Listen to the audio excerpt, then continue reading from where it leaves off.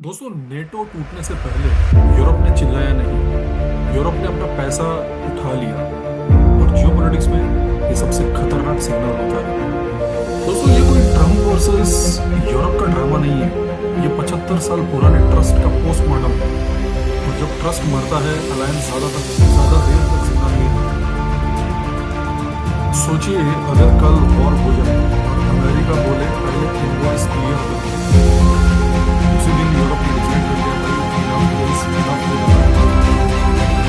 दोस्तों, जब एलाइज को फ्रंट बना दिया जाता है तो एक दिन वो सप्लायर चेंज कर देते हैं। अमेरिका ने वही गलती कर दी। इतिहास में कभी कभी एक आदमी का ईगो पूरी सिविलाइजेशन का बैलेंस बिगाड़ देता है।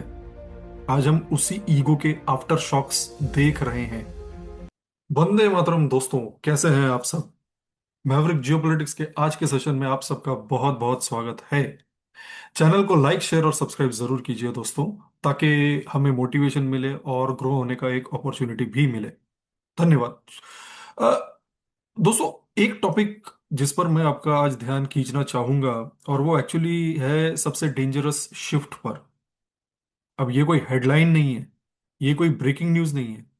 ये एक सिविलाइजेशनल रप्चर है जो कि अब इररिपेरेबल डैमेज के रूप में हो चुका है। दोस्तों, ये रिश्ता ओवरनाइट नहीं बना था।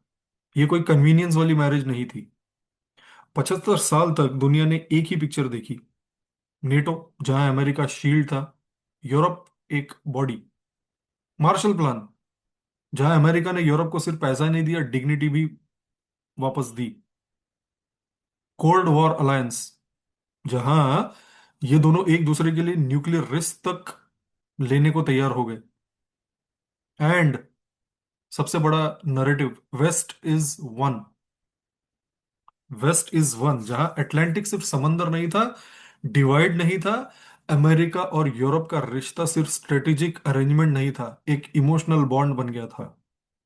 यूरोप को लगता था क्राइसिस आएगी तो अमेरिका खड़ा होगा। अमेरिका को लगता था यूरोप कभी पीछे से वार नहीं करेगा। एक अनरिटन रूल था दोस्तों, जो कॉन्स्टिट्यूशन में लिखा नहीं था, लेकिन हर डिसीजन में दिख कर आता था। America Leeds and Europe follows with dignity. Leadership कोई डोमिनेशन नहीं थी, फॉलोवरशिप कोई स्लेवरी नहीं थी। आप अगर दूसरे को फॉलो करो तो वो कोई गुलामी की तरह नहीं देखा जाता था। यूरोप और यूएस की ये एक पार्टनरशिप थी, हायरार्की नहीं। और जब तक ये फाइन बैलेंस मेंटेन था, पश्चिमी सभ्यता या दुनिया स्टेबल थी। दोस्तों, ट्रंप ने टेक्निकली कुछ भी इलीगल नहीं किया।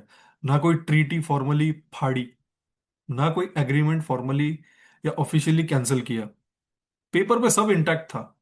सिग्नेचर्स वही थे, लोगोस भी वही थे। लेकिन ट्रंप ने जो तोड़ा वो सबसे खतरनाक लेयर थी, ट्रस्ट का ग्रामर। जियोपॉलिटिक्स सिर्फ वर्ड से नहीं चलती दोस्तों, साइलेंस से चलती है, टोन से चलती है, एक एक एक म्यूचुअल अश्योरेंस से चलती है। ट्रंप ने अलाइज से ये नहीं कहा कि लेट्स रीनेगोशिएट। ट्रंप ने कहा पे मोर और एल्स। अब ये नेगोशिएशन नहीं थी दोस्तों, ये एक वार्निंग थी। और वार्निंग एनिमीज को दी जाती है, एलाइज को तो नहीं दी जाती। उस एक सेंटेंस ने मैसेज क्लियर कर दिया, प्रोटेक्शन अब गारंटी नहीं, लॉयल्टी अब डिफॉल्ट नहीं रही, ट्रस्ट अब ऑप्शनल हो गया है। और जियो पॉलिटिक्स में जब ट्रस्ट ऑप्शनल हो जाए, सिस्टम ऑटोमेटिक डिफेंस मोड में चला जाता है। यहीं से सब बदल गया। यूरोप ने आर्ग्यू नहीं किया, यूरोप ने रेजिस्ट नहीं किया। यूरोप ने बस साइलेंटली नोट कर लिया, रूल्स बदल चुके हैं। एलआई का मतलब क्या होता है दोस्तों? शेयर्ड रिस्क, शेयर्ड जिम्मेदारियां, म्यूचुअल रिस्पेक्ट। क्लाइंट का मतलब क्या होता है? कस्टमर का मतलब क्या होता है? Invoice, deadline, penalty, exit clause. Right. अब एग्जिट करोगे तो भैया पेनल्टी भरो। ट्रंप ने एलाइस को क्लाइंट बना दिया। ट्रंप ने यह सोचा कि मैं देशों से नहीं, मैं कस्टमर से डील कर रहा हूं। कंट्री और कस्टमर में फर्क होता है ना। ट्रंप ने उस लाइन को भेज दिया। और जब आप किसी को क्लाइंट बना देते हो, वो ऑल्टरनेटिव सप्लायर ढूंढ ही लेगा। अगर आप दूसरे को क्लाइंट समझ रहे हो तो वो क्या करेगा? अपना दूसरा सप्लायर कोई ले लेगा। यू यूएस को क्यों एक सप्लायर मान के चलेगा? दूसरा कोई ले लेगा भाई, ऑल्टरनेट सप्लायर हर कोई ढूंढता है, ताकि आपका रिस्क एक स्प्रेड हो जाए। दोस्तों, यूरोप ने इमोशनल डिसीजन नहीं लिया, यूरोप इम्पल्सिव नहीं हुआ। यूरोप जब रुक कर सोचता है तो इतिहास का एक डायरेक्शन कहीं ना कहीं बदल जाता है। एक सेकंड के लिए यूरोप ने खुद से पूछा, कल अगर रियल क्राइसिस आ गई, कल अगर मिसाइल्स उड़ने लगे, कल अगर बॉर्डर्स जलने लगे, और हमने इन्वेस्ट टाइम पे नहीं किया, क्या अमेरिका वाकई खड़ा होगा हमारे पीछे? जवाब आया, मे बी। और जियोपॉलिटिक्स में मे बी कोई न्यूट्रल वर्ड नहीं होता। मे बी का सीधा मतलब होता है नो। अगर डाउट है मतलब नहीं है। सिक्योरिटी में एम्बिग्विटी का मतलब होता है रिस्क, और रिस्क का मतलब होता है वल्नरेबिलिटी, मतलब आप वल्नरेबल हो। और वल्नरेबिलिटी मतलब डिपेंडेंस खत्म। उस एक मे बी ने यूरोप को समझा दिया, गारंटी इमोशनल नहीं है, कॉन्ट्रेक्चुअल हो चुकी है। और जिस दिन सिक्योरिटी कॉन्ट्रैक्ट बन जाए, उस दिन अलायंस खत्म हो जाएगी। वही था यूरोप का इनफ इज इनफ मोमेंट।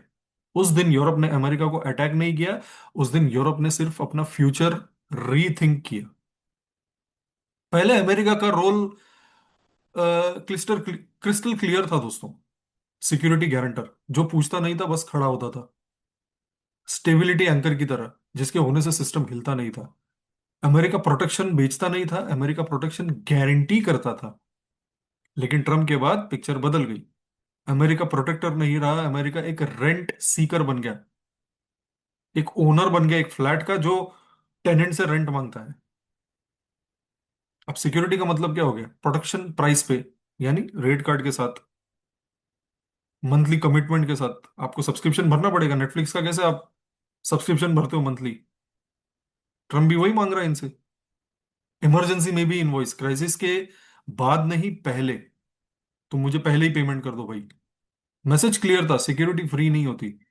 पर दोस्तों, सिक्योरिटी प्रोडक्ट भी तो नहीं होती ना। सिक्योरिटी तो रिलेशनशिप होती है। और डिफेंस, डिफेंस कोई नेटफ्लिक्स तो होती नहीं। करेक्ट। आप सब्सक्रिप्शन लेके डिफेंस थोड़ी लेते हो। आप उससे माल लोगे या डिफेंस के इक्विपमेंट्स लोगे जिस पर आप ट्रस्ट करते हो। वरना यूरोप रशिया से क्यों ना ले फिर?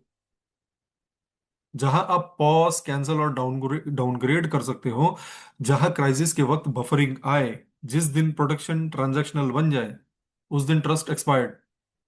एंड ट्रस्ट एक्सपायर्ड मतलब समझ जाओ, सबसे पहले एलाइज अल्टरनेटिव ढूंढेंगे।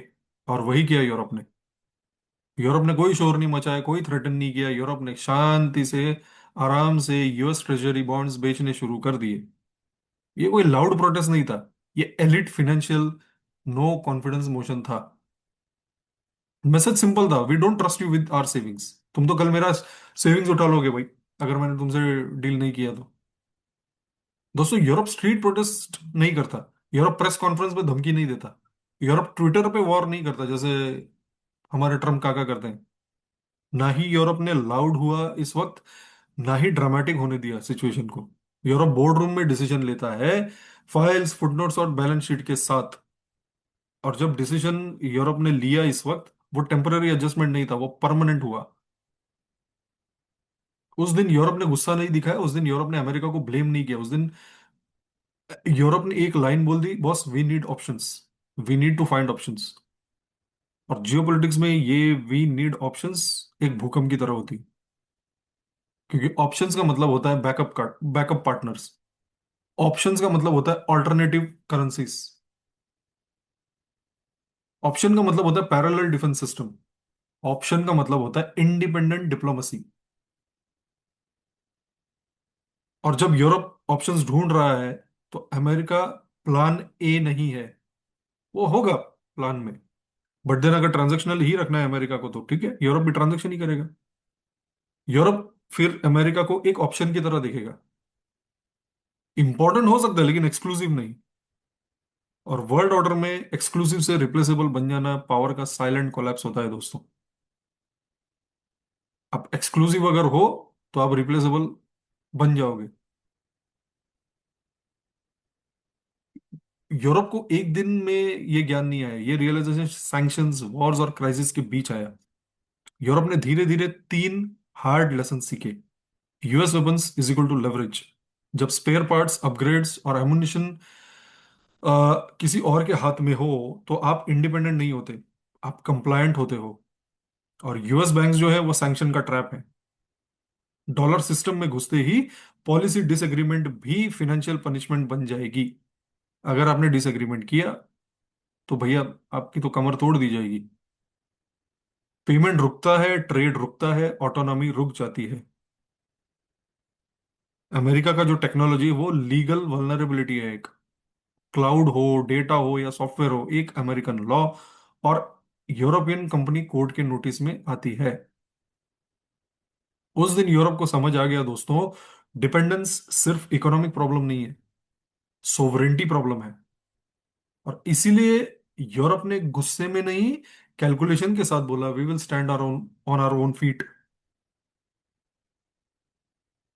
इसका मतलब अमेरिका को रिजेक्ट करना नहीं था, इसका मतलब अमेरिका पे रिलाय करना कम करना था। और इस पूरे शिफ्ट के सेंटर में कौन है? European union. यूरोपियन यूनियन कोई एक मार्केट नहीं है, कोई एक करेंसी नहीं है, कोई एक स्ट्रेटेजिक, वो एक स्ट्रेटेजिक शील्ड है जहां यूरोप अपनी डिफेंस, फिनांस और फ्यूचर खुद डिजाइन करना चाहता है, without permission slips from America.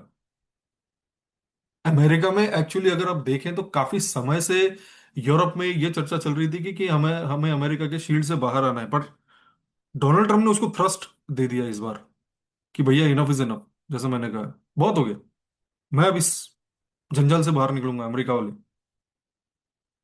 Europe देख किस तरफ रहा है? भारत की तरफ। एफटीए साइन हो गई, राइट।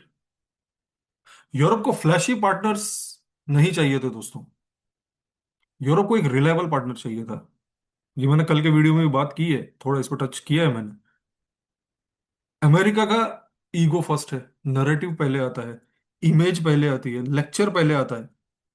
भारत, भारत आउटकम पहले सामने रखता है, स्टेबिलिटी लगता है टेबल पर, साइलेंस लाता है। आप पिछले 2 साल का निकाल लीजिए, भारत लाउड था क्या? बिल्कुल नहीं। तुम्हें टैरिफ लगाना बिल्कुल लगाओ भाई, feel free, we hell care. वही किया ना हमने। आप टैरिफ लगाओ, हमें कोई प्रॉब्लम नहीं, आप 50 नहीं 500% लगाओ, कोई फर्क नहीं पड़ता। भारत पार्टनरशिप को होस्टेज नहीं करता दोस्तों। भारत, भारत थ्रेट नहीं देता, भारत अल्टीमेटम नहीं देता, भारत मीडिया सर्कस नहीं करता, भारत का स्टाइल लाउड नहीं होता, भारत का स्टाइल कंसिस्टेंट होता है। और यूरोप ने एग्जैक्टली वही देखा दोस्तों भारत में, शांति, predictability, long term balance. Europe को चाहिए था अलाइनमेंट, ओबीडियंस नहीं, अलाइनमेंट। और इसीलिए जब भारत, यूरोप ऑल्टरनेटिव्स ढूंढने निकला, तो भारत एक नेचुरल ऑप्शन बन के निकला। क्योंकि यूरोप को पावर डिस्प्ले नहीं चाहिए, यूरोप को पार्टनर चाहिए, लेक्चर नहीं। हालांकि ये एक स्टेटमेंट जयशंकर जी का भी है, एंड दैट इज वाई मुझे ऐसा लगता है कि भारत और यूरोप थोड़े नेचुरल allies बन गए हैं आजकल। क्योंकि यही स्टेटमेंट जयशंकर का जी का भी था पहले, कि भैया आप हमें लेक्चर मत दो, हमें पार्टनर चाहिए। अगर आप पार्टनर हम में देखते हो और हम आप में देख पाए, then we can sustain for long. यही तो कहा था जयशंकर जी ने कुछ 6-8 महीने पहले। तो दोस्तों, यूएस यूरोप का कोलैप्स का मतलब नेटो थोड़ा वीक हो जाना नहीं है। ये सिर्फ डिफेंस बजट का इशू नहीं है, इसका मतलब है वेस्टर्न यूनिटी का मिथ खत्म। जो दुनिया को लगता था वेस्ट एक वॉइस में बोलेगा, वो कहानी यही खत्म हो गई। अमेरिकन मॉरल लीडरशिप का दी एंड हो चुका है। अमेरिका पावर से नहीं, मॉरल अथॉरिटी से लीड करता था।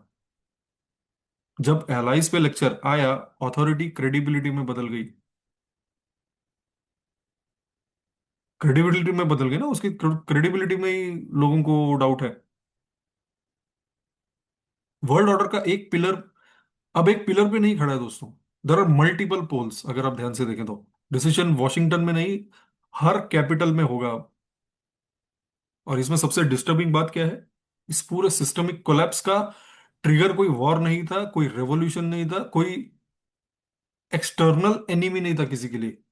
एक आदमी का ईगो, सिर्फ एक आदमी, ट्रम्प का। हिस्ट्री में सबसे डेंजरस चीज टैंक्स नहीं होती दोस्तों, मिसाइल्स नहीं होती, ईगो होता है। जब वो पावर के साथ उड़ने लगे, और जब ईगो आपकी फॉरेन पॉलिसी बन जाए तो सिविलाइजेशंस भी कोलेटरल डैमेज बन जाती है। और यही हो रहा है ट्रम्प के साथ आज। ट्रम्प सोच रहा है कि मैं कंपनीज रन कर रहा हूं, मैं कंट्रीज से नहीं कंपनीज से बात कर रहा हूं, मैं उस पर ये लगा दूंगा वो लगाऊंगा, I am the biggest buyer. Yes sir, you are the biggest buyer, but then people will find other buyers. अगर आपको खुद को बायर ही देखना है और सामने वाले को सेलर ही देखना है तो ठीक है, सेलर किसी और को बेचेगा भाई, आपको थोड़ी बेचने जाएगा। तो चलिए दोस्तों, यूरोप सेंट्रिक इस डिस्कशन में, इस डिस्कशन को यहीं एंड करते हैं। चैनल को लाइक शेयर और सब्सक्राइब जरूर कीजिए। जय हिंद, भारत माता की जय।